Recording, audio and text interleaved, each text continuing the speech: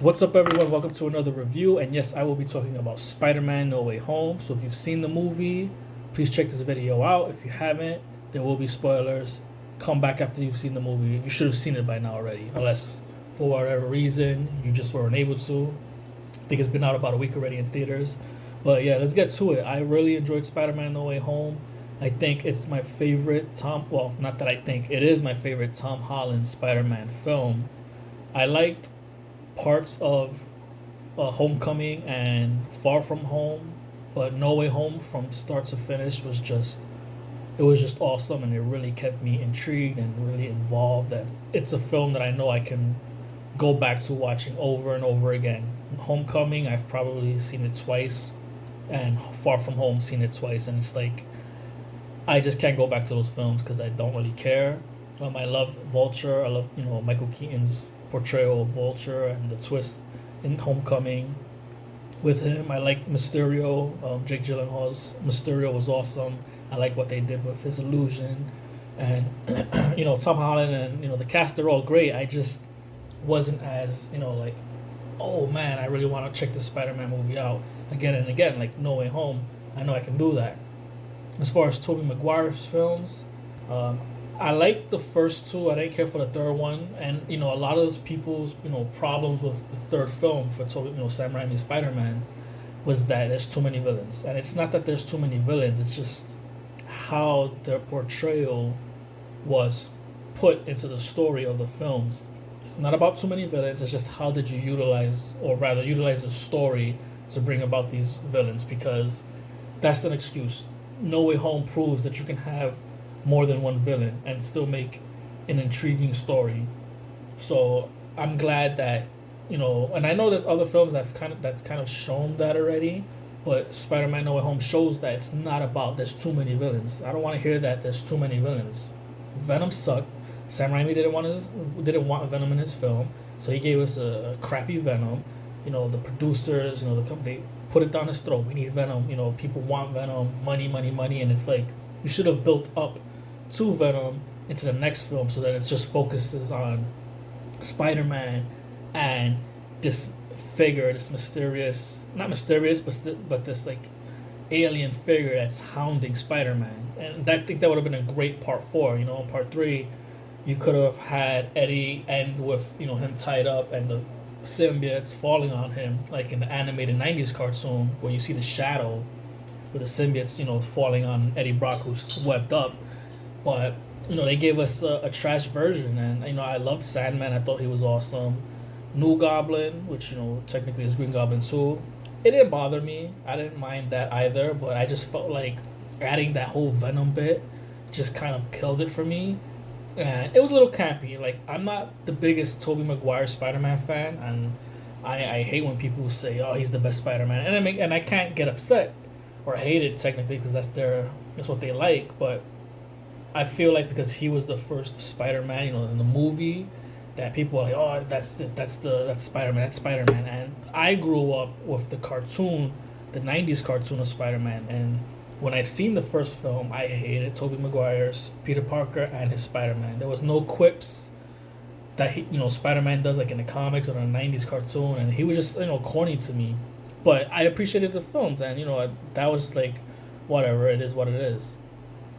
As far as Andrew Garfield is concerned as Spider-Man, I always liked his Peter Parker, and I've always liked his Spider-Man. I felt like his Spider-Man was the Spider-Man that I was looking for in Sam Raimi's Spider-Man films.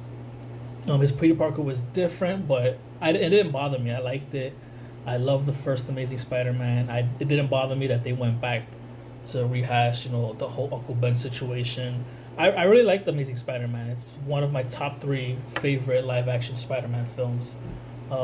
As far as Amazing Spider-Man 2, I thought it was just too soon for Green Goblin 2, which was Harry. I could have done without him, and I loved Electro's look. I loved Electro. He looked cool visually. I could have done without Max Dillon being dopey and looking dopey. They could have made him more badass like they pretty much did in No Way Home. I really don't know why they kind of camped it up. It took away from me on that, but it was cool to see Rhino, even if it was just a little cameo. Like that didn't bother me. I enjoyed Paul Giamatti's Rhino. I thought he was awesome, and to see the version where he's in a suit, a mechanized suit that's taking inspiration from the Ultimate Spider-Man series, I believe. But even though it's a smaller, it's a smaller. I don't want to say. How can I say a dwarf? He was like a dwarf in a mechanized suit, and the blue Electro, that's from also the comics, I believe the Ultimate Comics version, and that didn't bother me. I mean, I'm pretty sure it bothered Jamie Foxx. I've read that he didn't want to be blue, or he didn't really care for it, and I know most people that I've read didn't care for it, but that's what we did get in one of the comics series. But he still looked cool, Jamie Foxx, in No Way Home, even his new version, and it was just great to see all those characters back from the Sam Raimi films, from Mark Webb's Spider-Man films, the director Mark Webb, Amazing Spider-Man. I love the Amazing Spider-Mans, I think, more than the Sam Raimi films, because I guess my main favorite of the Sam Raimi is Part 2, and Part 1 is cool, but I feel like I can go back to the Amazing Spider-Man films. And it sucks that we never got that third film with Andrew Garfield, but I'm glad we did it, because the story was just like, I didn't care for it from what I read, but hopefully they can go back to it, and I would like to see a third Amazing Spider-Man film with Andrew Garfield. Fourth Tobey Maguire film, I read that they might do an animated version, which I'm okay with, but I don't care for a fourth Tobey Maguire, Sam Raimi Spider-Man, only because I felt like the third film, even though it wasn't the best, it kind of ended off where I feel like it was finalized. But yeah, let's go to No Way Home. This is about No Way Home, not those films. I just wanted to kind of like talk about that for a little bit. But from start to finish, as I said, No Way Home, I felt was just like kept me on my seat, kept me interested. It's always great to see other Marvel characters like Wong and Doctor Strange, and they didn't take so much of the time of the story. You saw them, they did things happen. At least Doctor Strange and Spider-Man, but it was still a Spider-Man film. Now, as far as No Way Home is concerned, the way it ends, and I'm gonna jump back and forth. It really is the all three films, Homecoming, Far From Home, and No Way Home, is an origin story for Spider-Man, and it's pretty self-evident when you've seen the ending of the film and with what happens with memory loss, that Doctor Strange does the spell, no one knows who he is as Spider-Man, Peter Parker, and he creates his own suit, which is closely resembling the suit from the comics. So, and now he's living on his own, I believe, in the city, and he's going to be the Spider-Man that we know. Friendly neighborhood Spider-Man, swinging in the city. Nobody knows who he is. He's a loner, and that's what we're going to get. And I've read even prior to that this was really, the three films were supposed to be an origin story for Spider-Man, and I never understood what that meant. Well, kind of got an idea, but we get to see it from that ending.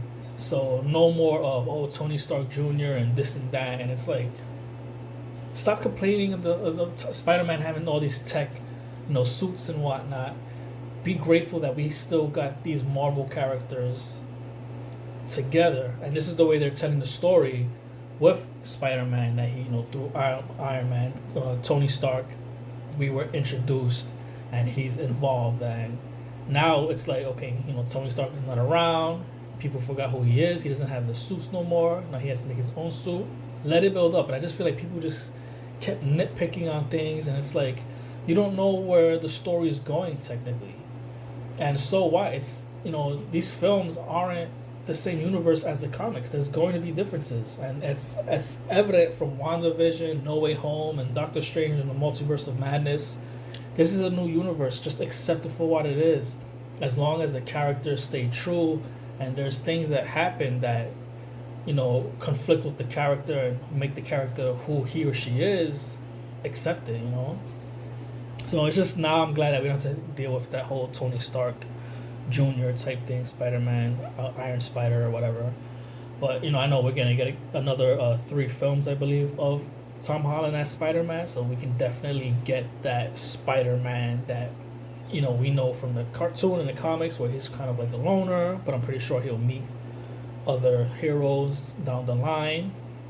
But Yeah, other than that, like the film, I thought was pretty good pace. A little slow in the beginning, but that's just getting to things that are happening.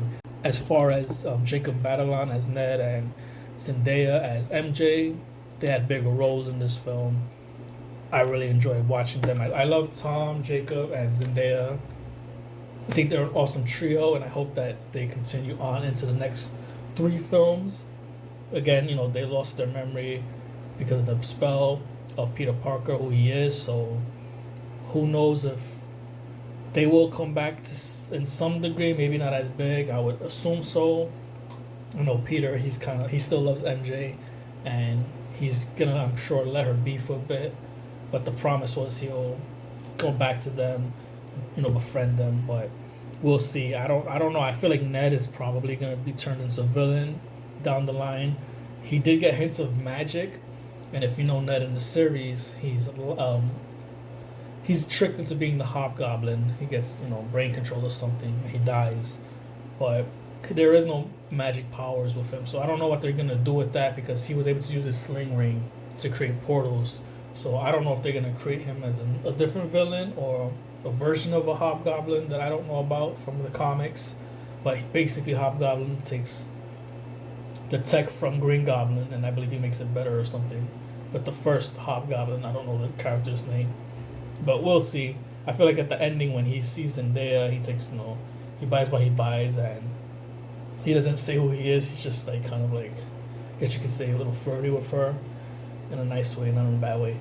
But in like a little interaction with her, he sees Ned from afar, and he just smiles and kind of walks away. I don't know if that was telling, like, hey, Ned said, make sure that you befriend me again. Promise. I think he made make a promise or something, but I don't know if because he didn't go up to him right away or just say, hey, what's up, or something. I don't know if that was to foreshadow. Maybe I'm looking into it. Maybe just him saying, okay, I guess I'll check him out later. But I don't know. That's what speaks to me. I felt like maybe something is there that in the next films that friendship might not happen, especially because Harry might appear, and technically that's his best friend. So maybe he becomes more friends with Harry, and unfortunately that Ned relationship doesn't come to, because he doesn't allow it as he should have, or maybe Ned isn't really receiving, and down the line he becomes a villain. I don't know, but I think that would be something great to explore for Spider-Man. So sometimes I realize I don't touch upon things when I go back and look at the video. But speaking of MJ, I know for Zendaya's character, MJ is Michelle Jones Watson, which is different from, I guess, Mary Jane Watson. Speaking about the Sam Raimi films, I think one of the worst characters in the Sam Raimi films, the whole trilogy, was Mary Jane Watson, played by Kirsten Dunst. I don't think it has anything to do with Kirsten Dunst, more so the writing and how they wrote Mary Jane Watson. I just felt like she was just a whiner, a crybaby. She's dating, Harry, and then Peter, and then back to Harry, and it was just a mess. All she does is complain and whine. It's all about her, and I just hated her character in the Sam Raimi films. Again, I based my Mary Jane Watson on the 90s animated show Spider-Man. I thought that was a better portrayal of the character, and that was someone that I was expecting for the live action version with Sam Raimi's film, just like Peter Parker, and they just weren't what I was hoping they'd be like, even though I still think the films are cool. And now that I'm back with this video, I did see Spider-Man 3 again. I was watching a review. This big fan of Spider-Man, Sam Raimi films, especially Part 2. He has his girlfriend on his YouTube channel. I guess it's both their channels. He has his girlfriend watching the Sam Raimi films, and I ended up watching the Sam Raimi Spider-Man 3 that she got to see. And honestly, it's not as bad as I remember it being, at least back at the time, but I still don't appreciate how they did the whole Venom aspect. I wish they would have just waited. The way they utilized Venom, it doesn't bother me as much because it's a different portrayal and I get a different universe. It's fine. I think one of the things that would have saved the film, at least for the Venom character for me, was that instead of saying I want to kill the spider, you want to kill the spider, or get the spider, whatever the hell he's saying, Eddie Brock, say we, because Venom, the symbiote, is we, our Venom. So I wish they would have kept that aspect of the film, even if he wasn't big and, you know, crazy. He was still threatening, you know, force Venom when, you know, in the ending fighting with Spider-Man. But I just wish he would have been more we, like the symbiote's taking over, not just Eddie Brock has the symbiote suit on that has, you know, some abilities of Spider-Man. So I got to appreciate it a little bit more. But yeah, I think the main big gripe with those films was the portrayals of Peter Parker and Mary Jane Watson. I know Toby, you know, I appreciate the films. I like this trilogy. I can appreciate them as Spider-Man films. It's not my Spider-Man. I was always for Andrew Garfield's version, and I'm not jumping the bandwagon like many people are saying they want to see a third film and this and that. I'm not saying they're jumping, but you know, I've always been a Andrew Garfield fan, and I've always wanted an Amazing Spider-Man 3. Although, like as I think I've mentioned previously, or I will mention, from, you know, again when I'm editing this video, I just didn't like the story that I read of what they were going to do with the Amazing Spider-Man 3. From what I read, they were going to have him create like the serum that brought Mary Jane back. I mean, not Mary Jane, Gwen Stacy back to life, and then she would have been, I guess, Spider Gwen, and that same thing would have brought Norman Osborn back as the Green Goblin, but as the, I think it's the ultimate version where he's like an actual like big goblin. Mind you, he would be headless at first, I guess, or something. But yeah, if they do decide to make a version of Amazing Spider-Man 3, hopefully they change the idea around. I know I said, or will mention if I, you know, get into editing, I know they're going to do probably an animated version of Spider-Man 4 for Tobey Maguire, his version. That's something that I read recently, and I might bring that up again when I'm editing it, or if I'm editing it, I can probably cut that out. So if I repeat it, I apologize. But I think I would prefer an animated version of Spider-Man 4, Sam Raimi film, versus a live action, but I wouldn't mind seeing an Andrew Garfield live action third film.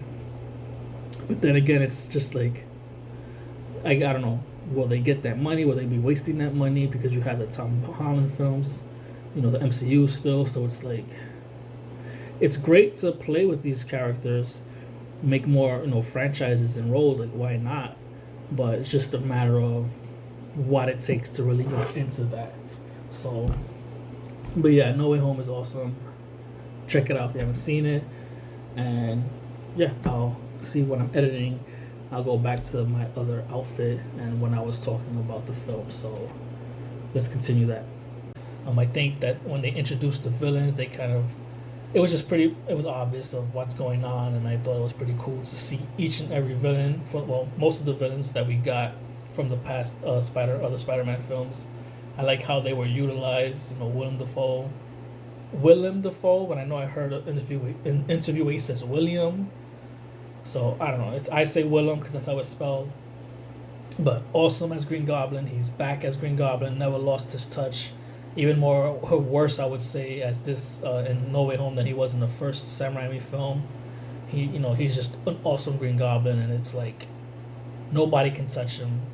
As far as Green Goblin, nobody can take that away from him. He's the Joker that I would say Heath Ledger killed. You know, that's his Joker. You know, yeah, you got Jack Nicholson, the first in the movies, and you know he was like the top dude, and then Heath Ledger came out and destroyed it.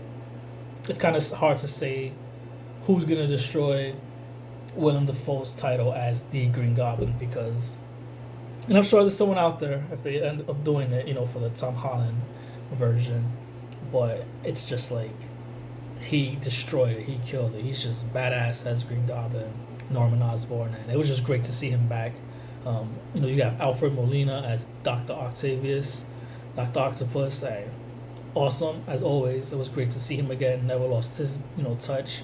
And then you have Electro, played by Jamie Foxx, who returned. I can't say much as far as never lost his touch, but I would say he was better as Electro. At least without the blue, he's, you know, in his human form. But he was a lot more interesting and more, I felt more threatening, like more serious, and not that's, you know, this, he wasn't really campy. Well, he was, I would say he was campy even when he got the electrical powers. He was still a little like soft, I felt like, in the Amazing Spider-Man films, but in this film he was just badass. He was cool. He was Jamie Foxx.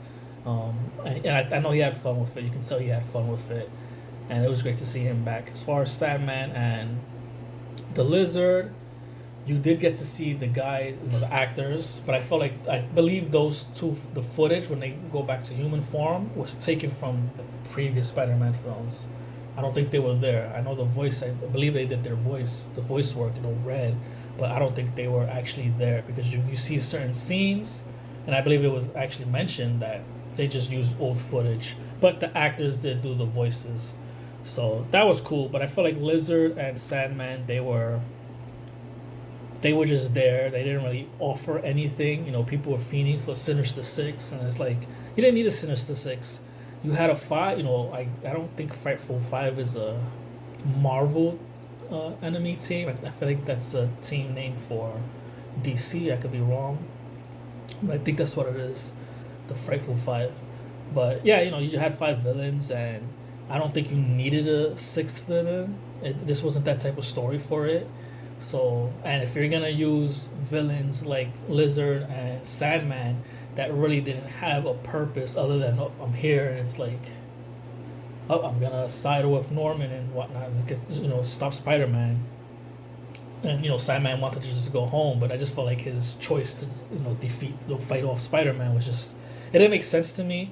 There were some things that, even though I love the film, you know, Peter Parker, they're like, oh, he's young, he's immature, and this and that. And it's like he's fought with the Avengers, he's dealt with bad guys. So like, I feel like his decision to take away the box from Doctor Strange to track them in because he wanted to save them, it bothered me. I just felt like if that was somebody that I had to rely on to save my universe, I would be so upset because these people's fates from a different universe, that's their fate. Why are you trying to stop it? You know what I mean? Like, Doctor Strange just said we need to send them back or things are gonna happen. That's just, you know, the multiverse is just gonna get bad. And Peter Parker, you know, Spider-Man, he took a risk to try to reform them so that when they get reformed or so, save them so that they don't die. I don't, like, how were you going to stop that? By helping them with tech. Like, I don't know, the only person that I'm pretty sure that I know he could have helped was Dr. Octopus when he fixed the chip that made him go, you know, mad. And Sandman, who really, you know, he did end off being good at the end, and it was shown that he was, you know, hey, Spider-Man, he was helping him against Electro at one point, but then all of a sudden, like, when he just doesn't trust Spider-Man out of the blue, and it's like, what? It just, I feel like that was just done in a way that, I don't know, I didn't like that part. But yeah, I just feel like the way it was, that led to him having to fight Doctor Strange, or not fight or like run away from Doctor Strange, but taking that box. I just feel like that there could have been a better way to go about that, because I just felt, you know, come on, you're more mature and you're smarter than that. Like, you're risking people's lives in the universe for people from a different universe that fought Spider-Man, and not all of them, but, you know, some of them died, and that was probably the only thing that I didn't like. But to further reiterate the idea of, you know, Tom Holland's Spider-Man taking that risk, it's like, you know, I would feel like he knows better to take that risk, you know, with the universe and trying to stop, you know, save them, because it's just, you shouldn't play with the whole universe thing. I mean, you saw what Thanos did. Snapped half of the universe. It's been 5 years. You were part of that snap.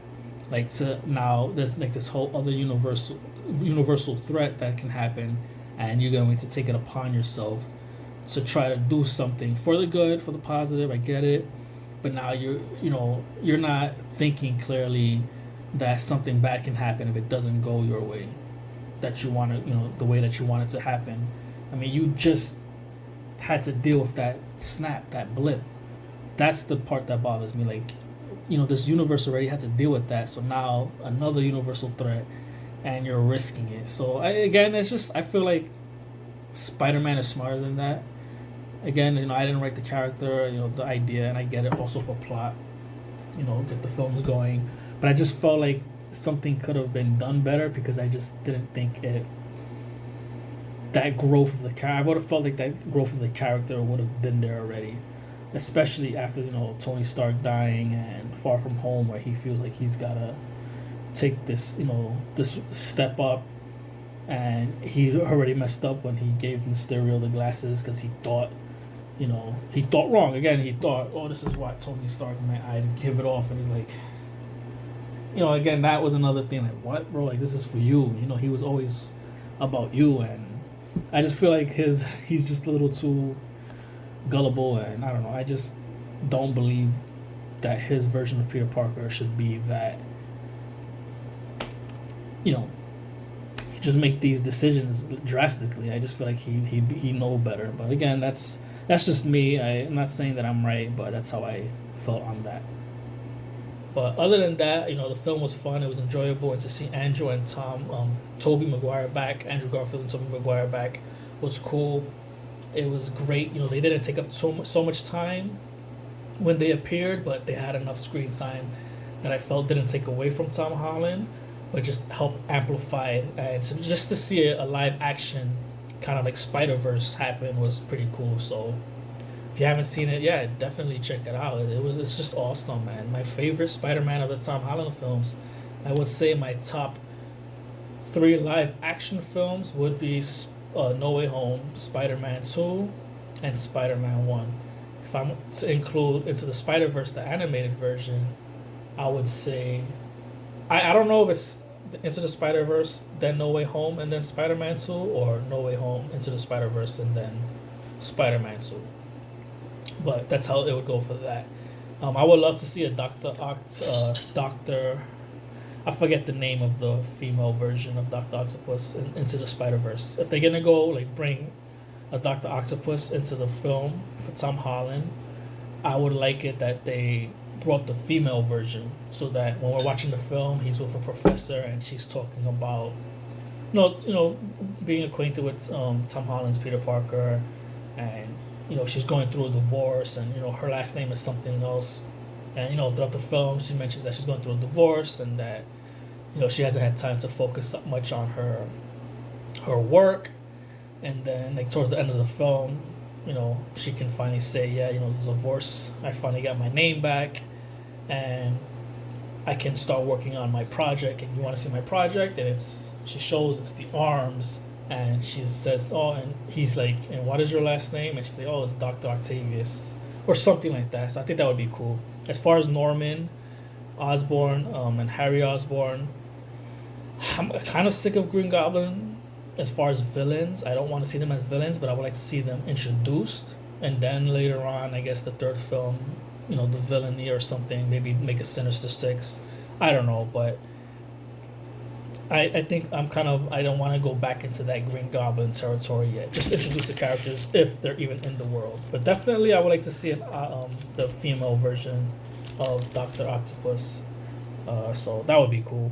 But yeah, if you haven't seen No Way Home, what are you waiting for? Check it out, and thank you so much. I will be doing the Matrix review soon, so please wait for that. I have to see if I go back to watching it because honestly I kind of walked away from seeing it, and I wanted to go back and I wasn't able to, but from what I did read and what I did see, I'll review on that. So thank you so much for watching the video, and please subscribe if you haven't, hit that notification button, and until next time, later.